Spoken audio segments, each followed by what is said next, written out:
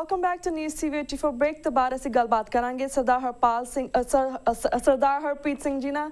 Media personality firm ਟਾਂਟੋ ਜੋ ਸਾਡੇ ਇਸ ਵੇਲੇ ਫੋਨ ਲਾਈਨ ਤੇ ਜੁੜ ਚੁੱਕੇ ਨੇ। ਜੀ ਵੀਰ ਜੀ, ਵਾਹਿਗੁਰੂ ਜੀ ਕਾ ਖਾਲਸਾ ਵਾਹਿਗੁਰੂ ਜੀ ਕੀ ਫਤਿਹ। हाँ जी, बहुत बहुत धन्यवाद रीति और जिन्ने भी साडे लिसनर ने श्रोते ने ਜਾਂ व्यूअर ने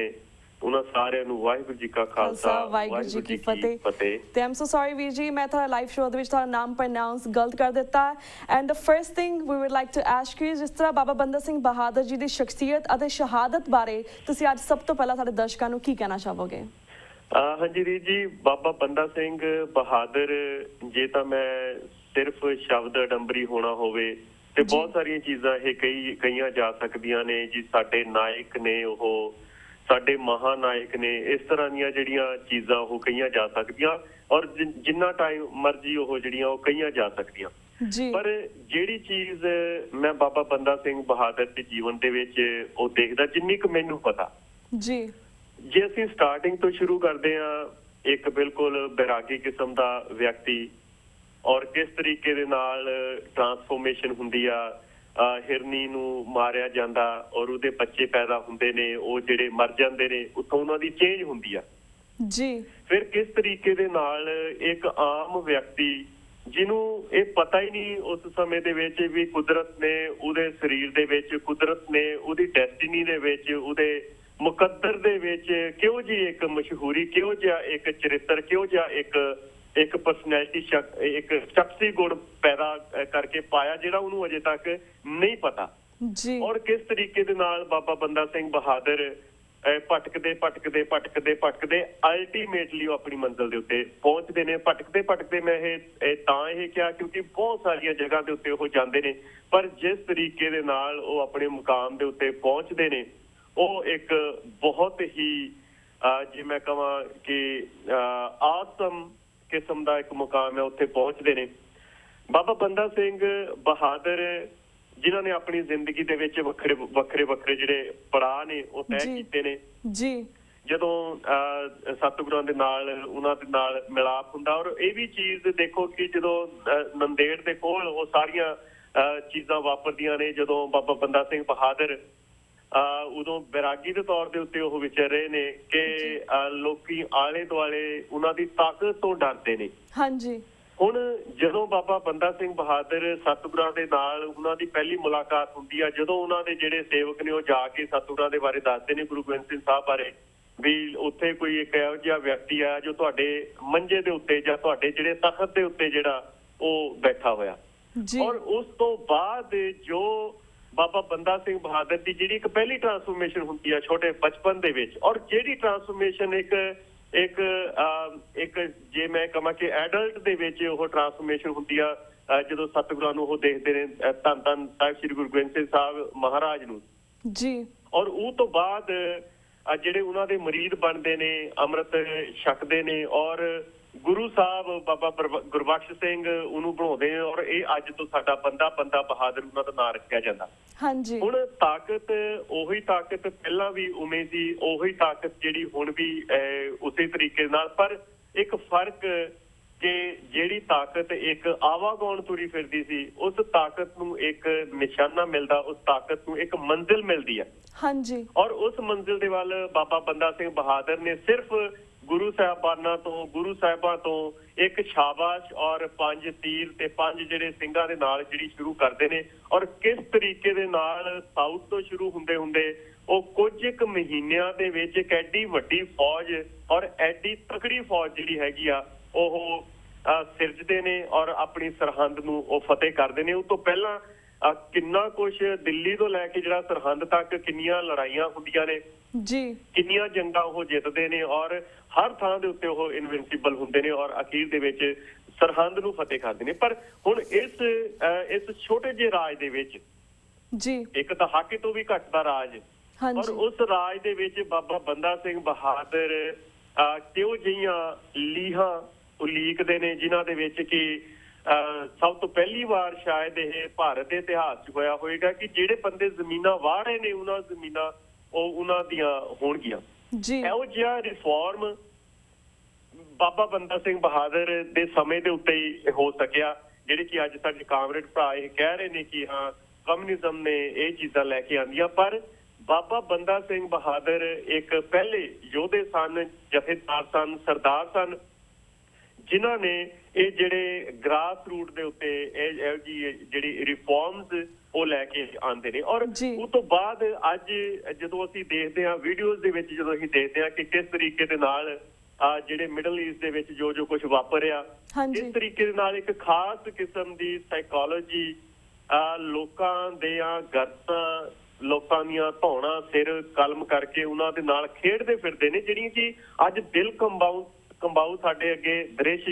ਵੀਡੀਓ ਦੇ ਵਿੱਚ ਹਰ ਤੀਸਰੇ ਚੌਥੇ ਦਿਨ ਨਵੇਂ ਆਉਂਦੇ ਨੇ। ਹੁਣ ਇਹ ਚੀਜ਼ ਨੂੰ ਅਸੀਂ ਇਮੇਜਿਨ ਕਰਕੇ ਇੱਕ ਵਾਰੀ ਦੇਖੀਏ, ਮਹਿਸੂਸ ਕਰਕੇ ਦੇਖੀਏ ਕਿ ਬੰਦਾ ਸਿੰਘ ਬਹਾਦਰ ਦੇ ਰਾਜ ਦੇ ਵਿੱਚ ਵੀ ਇਹੀ ਚੀਜ਼ਾਂ ਵਾਪਰੀਆਂ ਸੀ, ਔਰ ਕਿਸ ਤਰੀਕੇ ਦੇ ਨਾਲ ਬਾਬਾ ਬੰਦਾ ਸਿੰਘ ਬਹਾਦਰ ਨੇ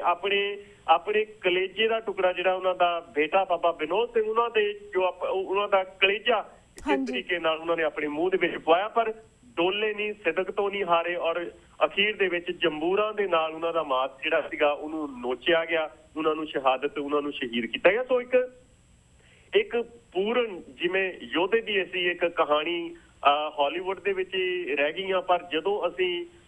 ਬਾਬਾ ਬੰਦਾ ਸਿੰਘ ਬਹਾਦਰ ਦਾ ਇਤਿਹਾਸ ਦੇਖਦੇ ਹਾਂ, ਮਹਿਸੂਸ ਕਰਨ ਦੀ ਕੋਸ਼ਿਸ਼ ਕਰਦੇ ਹਾਂ, ਤੇ ਸਾਨੂੰ ਇਹ ਲੱਗਦਾ ਕਿ ਬਾਬਾ ਬੰਦਾ ਸਿੰਘ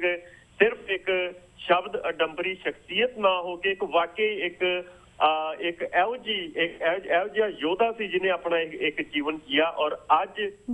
ਉਹਨਾਂ ਦੀ ਮੌਤ ਤੋਂ ਬਾਅਦ ਵੀ, ਉਹਨਾਂ ਦੀ ਸ਼ਹਾਦਤ ਤੋਂ ਬਾਅਦ ਵੀ ਬਾਬਾ ਬੰਦਾ ਸਿੰਘ ਬਹਾਦਰ ਦਾ ਨਾਮ ਜਿਉਂਦਾ, ਔਰ ਇਹੀ ਕਾਰਨ ਨੇ ਉਹਨਾਂ ਦੇ ਨਾਮ ਜਿਉਂਦੇ ਹੋਣ ਦੇ। ਮੈਂ ਇੰਨਾ ਕਿ ਮੈਨੂੰ ਲੱਗਦਾ ਕਿ ਬੰਦਾ ਸਿੰਘ ਬਹਾਦਰ ਦੇ ਬਾਰੇ ਜਾਣਦਾ। ਜੀ ਵੀਰ ਜੀ। ਤੇ ਵੀਰ ਜੀ, ਆਪਾਂ ਸਿੱਖ ਨਾਇਕਾਂ ਦੀ ਗੱਲ ਕੀਤੀ ਸੀ, ਕਿਸ ਤਰ੍ਹਾਂ ਸਾਡੇ ਯੋਧੇ ਪੈਦਾ ਹੋਏ, ਉਹਨਾਂ ਦੇ ਯੋਧਿਆਂ ਦੇ ਵਿੱਚ ਹੀ ਸਾਡਾ ਵੀਰ ਭਾਈ ਜਗਤਾਰ ਸਿੰਘ ਹਵਾਰਾ ਜਿਹੜੇ ਇਸ ਵੇਲੇ ਜੇਲ੍ਹ ਦੇ ਵਿੱਚ ਬੰਦ ਨੇ, ਜਿਨ੍ਹਾਂ ਦੀ ਤਬੀਅਤ ਬਹੁਤ ਖਰਾਬ ਹੈ, ਤੁਸੀਂ ਉਹਨਾਂ ਦੇ ਬਾਰੇ ਕੀ ਕਹਿਣਾ ਚਾਹੋਗੇ ਸਾਡੇ ਦਰਸ਼ਕਾਂ ਨੂੰ? ਜੀ ਬਿਲਕੁਲ, ਜੇ ਅਸੀਂ ਫੇਰ ਜਦੋਂ ਇੱਕ ਗੱਲ ਨੂੰ ਬਾਰ-ਬਾਰ ਦੁਹਰਾਉਂਦੇ ਹਾਂ, ਤੇ ਮੈਨੂੰ ਕਈ ਵਾਰ ਇਹ ਲੱਗਦਾ ਕਿ ਕੁਝ ਇੱਕ ਗੱਲਾਂ ਬੇਮਾਇਨੀਆਂ ਜੀਆਂ ਰਹਿ ਜਾਂਦੀਆਂ। ਇੱਕ ਚੀਜ਼ ਸਾਨੂੰ ਸਿੱਖਾਂ ਨੂੰ ਬ੍ਰੈਕਟਾਂ ਦੇ ਵਿੱਚ ਬੰਦ ਕਰਕੇ ਰੱਖ ਲੈਣੀ ਚਾਹੀਦੀ ਆ ਕਿ ਸਿੱਖਾਂ ਨੂੰ ਉਸ ਮੁਲਕ ਦੇ ਵਿੱਚ ਕਦੀ ਕੋਈ ਇਨਸਾਫ ਨਹੀਂ ਮਿਲ ਸਕਦਾ। ਸਿੱਖਾਂ ਨੂੰ ਮੈਂ ਇਹ ਕਹਿ ਰਿਹਾ, ਉਹ ਸਿੱਖ ਨਹੀਂ ਕਿ ਸਿਰਫ ਜਿਹੜੇ ਪਹਿਰਾਵੇ ਦੇ ਤੌਰ ਦੇ ਉੱਤੇ ਸਿੱਖ ਨੇ, ਪਰ ਉਹ ਸਿੱਖ ਜਿਹੜੇ ਜਜ਼ਬੇ ਦੇ ਤੌਰ ਦੇ ਉੱਤੇ ਸਿੱਖ ਨੇ। ਪਹਿਰਾਵੇ ਦੇ ਤੌਰ ਦੇ ਉੱਤੇ ਜੇ ਅਸੀਂ ਸਿੱਖਾਂ ਨੂੰ ਸਿੱਖ ਦੇਖਾਂਗੇ ਤੇ ਉਹਨਾਂ ਦੇ ਵਿੱਚ ਡਾਕਟਰ ਮਨਮੋਹਨ ਸਿੰਘ ਵੀ ਆਉਂਦੇ ਨੇ, ਉਹਨਾਂ ਦੇ ਵਿੱਚ ਬਿਕਰਮ ਸਿੰਘ ਵੀ ਆਉਂਦੇ ਨੇ, ਉਹਨਾਂ ਨੂੰ ਅਹੁਦੇ ਵੀ ਮਿਲਣਗੇ, ਉਹਨਾਂ ਨੂੰ ਵਧੀਆ ਸਲੀਕੇ ਵੀ ਮਿਲਣਗੇ, ਉਹਨਾਂ ਨੂੰ ਸਹੂਲਤਾਂ ਵੀ ਮਿਲਣਗੀਆਂ। ਪਰ ਜਦੋਂ ਅਸੀਂ ਗੱਲ ਕਰਦੇ ਹਾਂ ਹਵਾਰਾ,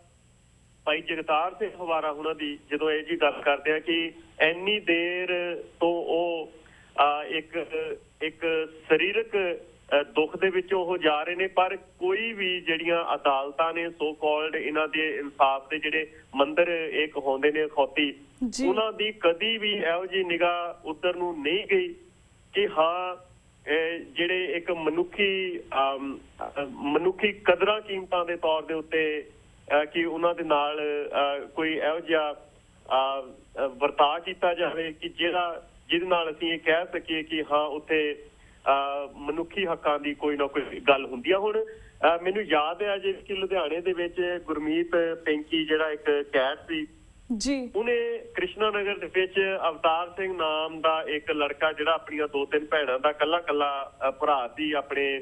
ਜੋ ਮਾਂ-ਬਾਪ ਦਾ ਇਕਲੌਤਾ ਪੁੱਤਰ ਸੀ, ਸ਼ਰੇਆਮ ਉਹਦੇ ਗੋਲੀਆਂ ਦੇ ਨਾਲ ਉਹਨੂੰ ਮੌਤ ਦੇ ਘਾਟ ਉਤਾਰਿਆ ਗਿਆ। ਔਰ ਪਹਿਲੀ ਗੱਲ ਤਾਂ ਇਹ ਹੋਈ ਕਿ ਉਹਦੇ ਤੇ ਕੇਸ ਦਰਜ ਨਹੀਂ ਕੀਤਾ ਗਿਆ। ਉਸ ਤੋਂ ਬਾਅਦ ਜਦੋਂ ਕੇਸ ਪ੍ਰੈਸ਼ਰ ਦੇ ਵਿੱਚ ਆ ਕੇ ਦਰਜ ਕੀਤਾ ਗਿਆ ਤੇ ਤੀਸਰੇ ਕੁ ਦਿਨ ਉਹਨੂੰ ਢਿੱਡ ਦੀ ਤਕਲੀਫ,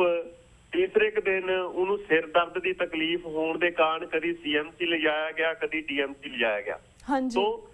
ਕਹਿਣ ਨੂੰ ਗੁਰਮੀਤ ਸਿੰਘ ਆ, ਉਹ ਵੀ ਗੁਰਮੀਤ ਸਿੰਘ ਪੈਂਕੀ ਕਹਿ, ਜਿਵੇਂ ਮੈਂ ਪਹਿਲਾਂ ਕਿਹਾ ਕਿ ਜੇ ਪਹਿਰਾਵੇ ਦੇ ਤੌਰ ਦੇ ਉੱਤੇ ਨਹੀਂ, ਜੇ ਜਜ਼ਬੇ ਦੇ ਤੌਰ ਦੇ ਉੱਤੇ ਅਸੀਂ ਇਹ ਦੇਖਾਂਗੇ ਕਿ ਜਿੰਨੇ ਕੁ ਵੀ ਸਿੱਖ ਨੇ, ਚਾਹੇ ਉਹ ਭਾਈ ਸਤਵੰਤ ਸਿੰਘ ਸਨ ਜਿਨ੍ਹਾਂ ਦੀ ਗੋਲੀ ਨਹੀਂ ਕੱਢੀ ਗਈ, ਚਾਹੇ ਉਹ